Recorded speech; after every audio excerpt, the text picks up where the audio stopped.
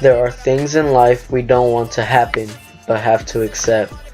Things we don't want to know, but have to learn.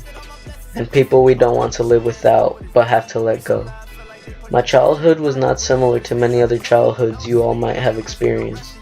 Mine was fun, but at one point it was terrible. I was born in Sioux City, Iowa, and lived with both my parents. They came into the United States as illegal immigrants in search of a better life. In order to provide for my grandparents who were back in Mexico, they had to work hard their entire life, and also to support my brothers and sisters.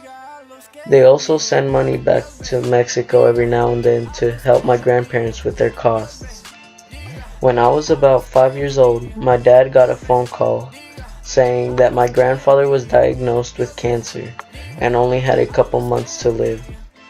So they decided to move back to Mexico, where we were there for about 3 months before my grandfather passed away. We were all really devastated. My parents decided to stay for another 3 months because my grandmother fell into a really bad depression. I was sent to California with my mother's aunt so I could go back to school. Those 3 months were really difficult for me because I didn't have either of my parents to comfort me, and I was really upset about my grandfather's death. My aunt didn't know what to do, so she signed me up for soccer, thinking that it would help me get through my grandfather's death. She was right. I soon developed a passion for playing soccer that all I ever wanted to do was go outside and kick the ball around.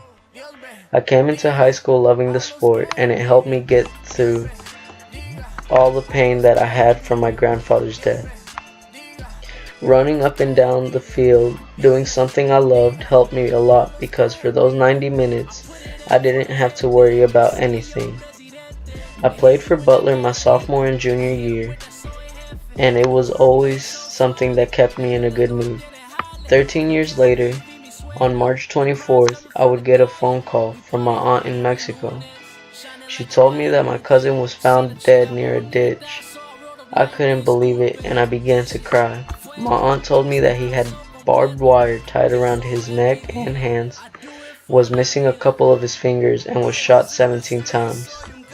I couldn't sleep the next couple of days. When I told my friends about what had happened to my cousin, they would try and cheer me up, but at the time it was no use. Prom was coming up, and they decided to invite me because they thought it would help me get my mind off what they did to my cousin. They were being supportive and helped ease the pain a little bit. So even though we may lose someone important throughout our life, just know that life keeps on going, and we should too. One day you will be able to see your relatives who have passed away.